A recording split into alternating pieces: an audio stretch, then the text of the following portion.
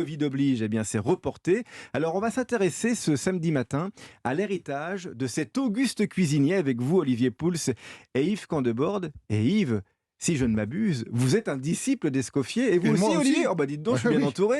Il Qu'est-ce manque, que, il manque plus que vous, on va ben oui, vous accueillir. Alors, qu'est-ce que ça veut dire? c'est un terme honorifique, Laurent, c'est un moyen pour nous justement de continuer à discuter, de continuer à échanger avec les professionnels et des passionnés de gastronomie, voilà, pour essayer de prévoir le monde de demain, mais comme l'a fait Auguste Escoffier, c'est être visionnaire et se dire comment il va falloir se comporter dans les années à venir. Oui, si je dois résumer, c'est pour bien manger, boire des coups entre copains, quoi. Aussi. Non mais Laurent, bien manger et boire des coups est une chose importante. Auguste Bah, Escoffier qui le dites-vous? était totalement d'accord. Eh ben, nous sommes d'accord. Alors, on connaît Escoffier pour ses plats encore d'actualité, hein, la côte de veau à la bordelaise, les petits pois à la française, la pêche melba, la poire belle Hélène. Alors, on va en reparler de ses créations dans un instant. Mais tiens, déjà, juste un plat qui vous tient à cœur d'Auguste Escoffier, Olivier? Ben moi, c'est les sauces au sens très large du Ah terme, oui. parce qu'il les a codifiées et puis il les a mis en avant. Enfin, les grandes sauces, c'est l'essence de notre cuisine française. C'est ce qui la différencie probablement le plus avec les autres cuisines du monde entier. Cet art des sauces, ça reste indémodable. Et il n'y en a pas une que je n'aime pas. Yves? Alors moi, ce que j'ai aimé dans sa cuisine aussi, c'est de remettre en valeur les salades. Ah Voilà. oui, Oui, il a remis la c'est salade comme plat principal. Et il avait ramené une salade d'un de ses voyages aux États-Unis, la fameuse salade Waldorf. de l'hôtel Waldorf Astoria, Tout oui. à fait. Oui, il était parti là-bas pour prêcher la bonne parole de la gastronomie française. Il a ramené. Et c'est vrai que c'est une salade qui est équilibrée. C'est une salade qui nous fait un repas complet. Avec du céleri, des branches de céleri et de la pomme. Et de la pomme. Et des noix. Elle est Ouais. délicieuse, cette salade. Alors, pour construire ce dossier avec Lucille Escourou, la rédactrice en chef, on s'est appuyé sur Papy, qui est un livre magnifique de l'Association des bibliothèques gourmandes. Et c'est un livre qui revient sur l'engagement social et humaniste, justement, d'Auguste Escoffier. Il a travaillé donc dans les plus grands hôtels. Il a inventé la plupart des codes de la haute cuisine de palace. Mais il s'est toujours soucié, et ça c'est vraiment important, des plus démunis, de ceux qui étaient dans l'ombre. Alors c'est vrai qu'il avait connu la guerre de 70 aussi. Hein. Oui, oui. Puis il venait surtout d'un milieu très modeste. Et il est rentré en apprentissage à 13 ans et fait la guerre. Et pendant la guerre, il a dû s'adapter, je dirais, aux moyens du bord et aux matières premières qu'il avait. Donc, il a appris à retravailler les restes.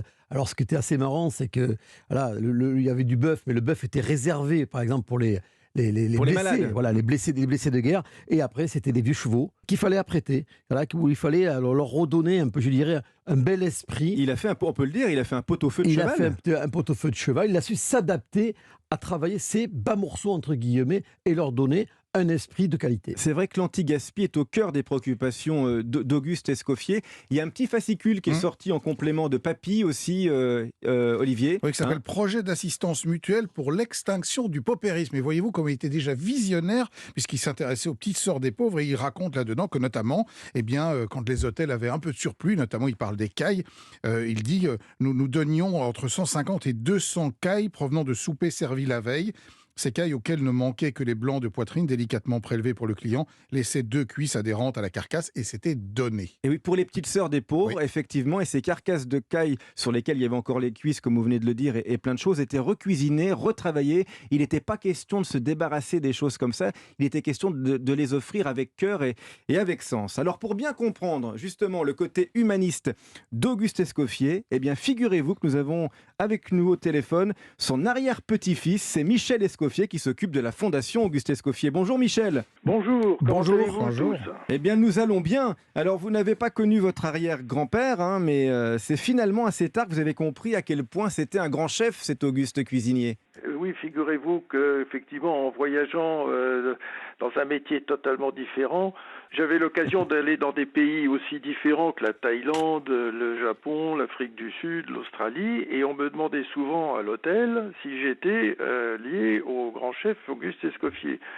Et je me suis demandé, mais qu'est-ce qu'il a bien pu faire pour être aussi connu dans des pays où il n'a jamais mis les pieds? Et c'est là que je me suis intéressé en fait à toute cette formidable carrière et que j'ai rejoint la Fondation Escoffier dont je suis maintenant le président. Voilà. Alors, c'est un grand chef avec une aura internationale, hein, on vient de le dire. Il était l'un des premiers aussi à faire des dîners caritatifs.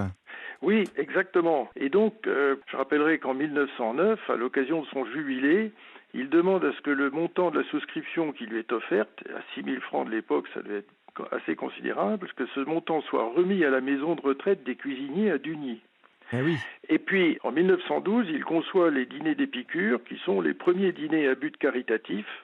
Le principe, c'est le même menu le même soir dans plusieurs villes d'Europe. De et manger le la but, même c'est chose. de contribuer au financement de la mutuelle et à l'entretien de la maison de retraite. C'est une super idée, ces dîners d'Épicure, et ça existe encore aujourd'hui. C'est Alain Ducasse qui s'est inspiré ça avec Food France, ça s'appelle comme ça maintenant. Hein, Exactement. Alain Ducasse a repris ce principe un petit peu en le changeant malgré tout, parce que c'est pas toujours le même menu, mais en tout cas c'est le même jour et partout dans le monde. Je rappellerai que le premier dîner, qui a donc eu lieu en 1912, a réuni 4000 convives dans 27 villes d'Europe. C'est beau, hein? C'est assez incroyable. C'est une vraie communion autour de la bonne table. Alors, le Covid chamboule tout. Vous êtes, vous le dites, un président de la Fondation Auguste Escoffier. Il devait y avoir une expo ces jours-ci. C'est reporté au mois de mai, si tout va bien, c'est ça, à Villeneuve-Loubet? Oui, l'inauguration se fera vraisemblablement au mois de mai, parce que je pense que les musées, enfin, ce qui nous concerne, sont sans doute fermés jusqu'à fin avril. Nous espérons que les choses s'amélioreront comme elles se sont améliorées un peu l'année dernière, mais avec l'aide en plus du vaccin peut-être. Eh bien, on croise les doigts pour pouvoir venir au mois de mai. Merci d'avoir été avec nous, Michel Escoffier. Et bravo